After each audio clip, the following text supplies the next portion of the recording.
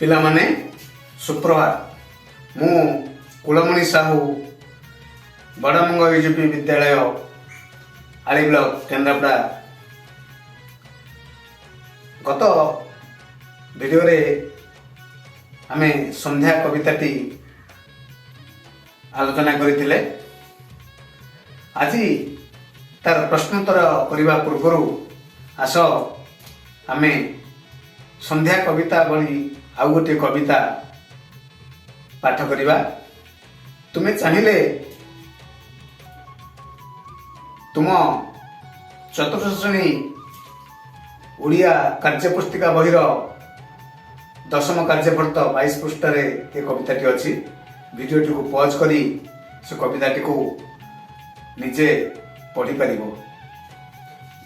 ସୂରୁଜ ଗଲେ ପଶ୍ଚିମେ ଚାଲି ଆସଇ ସଞ୍ଜ ନଈ, ମାସଳେ ଚଉରା ମୂଳେ ଦୀପକୁ ଜାଳେ ନେଇ।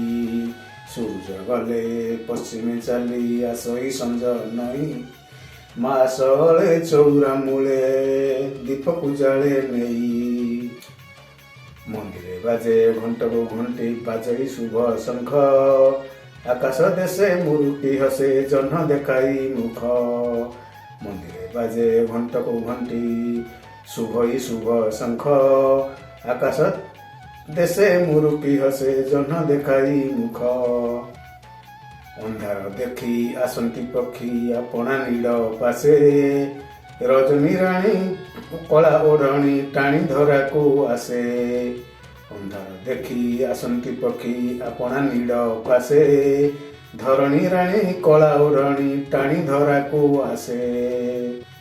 ଶୁଭଇ ନାହିଁ ଜନଗହଳି ଧରା ଲାଗଇ ଶାନ୍ତି, ଶାସନ କରେ ଧରଣୀ ପରେ ଖୁସିରେ ଆସି ରାତି। ଶୁଭଇ ନାହିଁ ଜନଗହଳି ଧରା ଲାଗଇ ଶାନ୍ତି, ଶାସନ କରେ ଧରଣୀ ପରେ ଖୁସିରେ ଆସି ରାତି।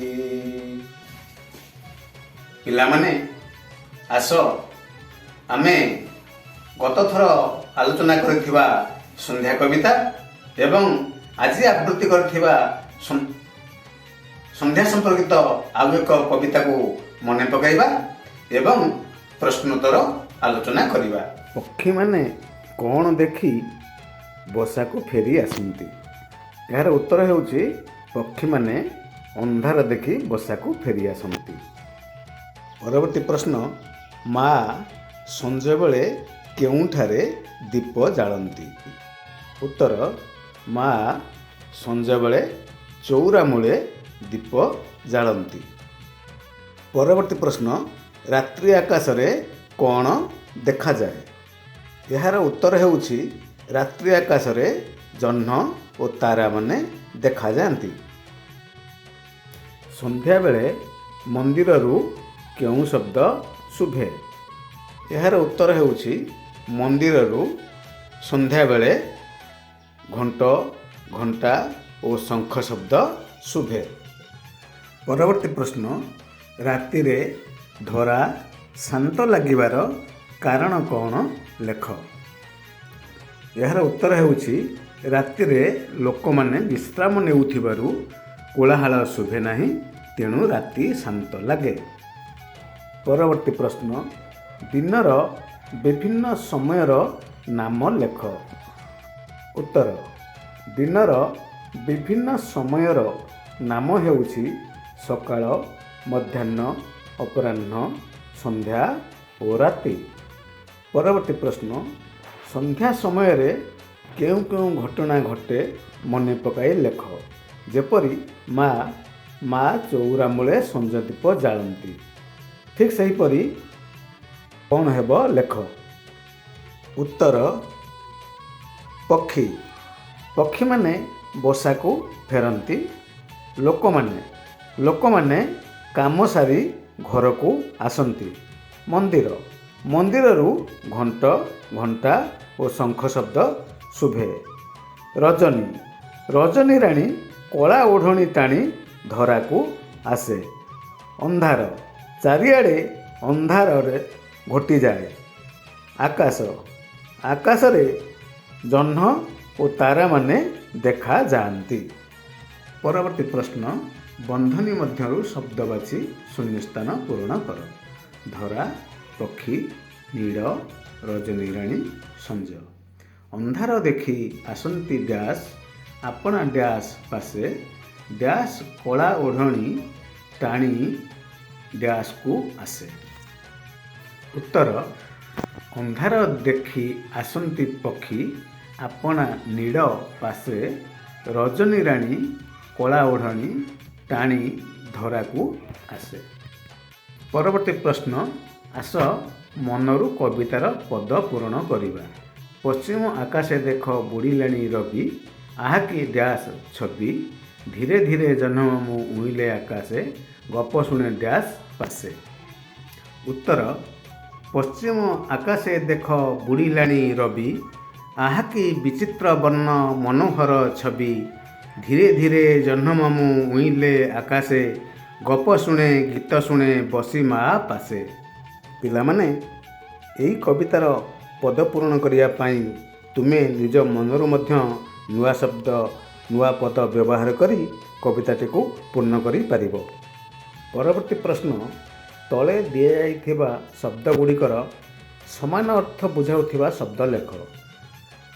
ସୂର୍ଯ୍ୟ, ରାତି, ସଞ୍ଜ, ଚଢ଼େଇ, ଧରା, ପାହାଡ଼, ପାଣି, ପୃଥିବୀ, ବଣ। ଉତ୍ତର, ସୂର୍ଯ୍ୟ ଅର୍ଥ ଦିନମଣି, ରାତି ରଜନୀ, ସଞ୍ଜ ସନ୍ଧ୍ୟା, ଚଢ଼େଇ ପକ୍ଷୀ, ଧରା ପୃଥିବୀ, ପାହାଡ଼ ପର୍ବତ, ପାଣି ଜଳ, ପୃଥିବୀ ଭୁବନ, ବଣ କାନନ। ପରବର୍ତ୍ତୀ ପ୍ରଶ୍ନ, କ ସ୍ତମ୍ଭ ସହିତ ଖ ସ୍ତମ୍ଭର ଉପଯୁକ୍ତ ଶବ୍ଦ ଯୋଡ଼ି ଏକତ୍ର ଲେଖ। କ ସ୍ତମ୍ଭରେ ରହିଛି ଆକୁଳ, ଜେଝା, ଧୂଳି, ବାହୁଡ଼ଇ, ଘୋଟଇ, ମୁଦଇ। ଖ ସ୍ତମ୍ଭର ଶବ୍ଦ ଗୁଡ଼ିକ ହେଉଛି ନୟନ, ଅନ୍ତରେ, ଗଗନ, ବାସେ, ଉଡ଼ାଇଣ, ଘରେ। ଉତ୍ତର, ଆକୁଳ ଅନ୍ତରେ, ଜେଝା ବାସେ, ଧୂଳି ଉଡ଼ାଇଣ, ବାହୁଡ଼ଇ ଘରେ, ଘୋଟଇ ଗଗନ, ମୁଦଇ ନୟନ। ପରବର୍ତ୍ତୀ ପ୍ରଶ୍ନ, ନିମ୍ନ ଶବ୍ଦ ଗୁଡ଼ିକର ଅର୍ଥ ଲେଖ। ଉଡ଼ାଇଣ, ନଚାଇଣ, ପଢ଼ାଇଣ, ହସାଇଣ, ବସାଇଣ, କନ୍ଦାଇଣ। ଉଡ଼ାଇଣର ଅର୍ଥ ଉଡ଼ାଇ, ଠିକ୍ ସେହିପରି ଅନ୍ୟ ଶବ୍ଦ ଗୁଡ଼ିକର ଅର୍ଥ ଲେଖ। ଉତ୍ତର, ଉଡ଼ାଇଣର ଅର୍ଥ ଉଡ଼ାଇ, ଠିକ୍ ସେହିପରି ନଚାଇଣର ଅର୍ଥ ନଚାଇ, ପଢ଼ାଇଣର ଅର୍ଥ ପଢ଼ାଇ, ହସାଇଣର ଅର୍ଥ ହସାଇ, ବସାଇଣର ଅର୍ଥ ବସାଇ ଏବଂ କନ୍ଦାଇଣର ଅର୍ଥ କନ୍ଦାଇ। ପରବର୍ତ୍ତୀ ପ୍ରଶ୍ନ, ସାରି ଖୁସିରେ ଚଷା ହଳ କାମ ଫେରେ। ପଦଗୁଡ଼ିକୁ ସଜାଡ଼ି ଠିକ୍ ବାକ୍ୟଟି ଲେଖ। ଉତ୍ତର, ଚଷା ହଳ କାମ ସାରି ଖୁସିରେ ଫେରେ କିମ୍ବା ହଳ କାମ ସାରି ଚଷା ଖୁସିରେ ଫେରେ।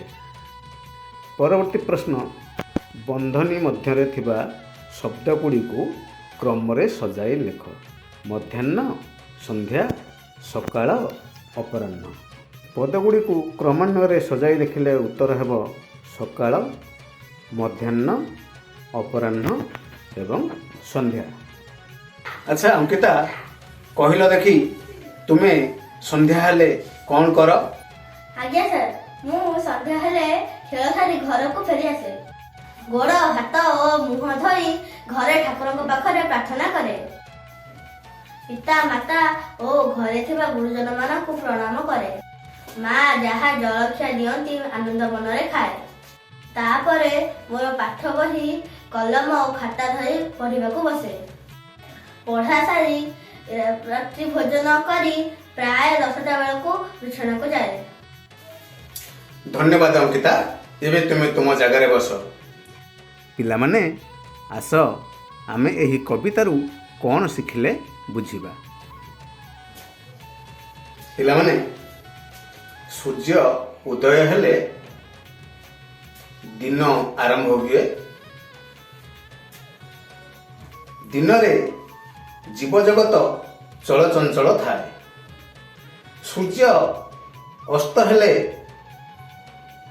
ରାତ୍ରି ଆସେ। ରାତ୍ରି ହେଉଛି ବିଶ୍ରାମର ସମୟ।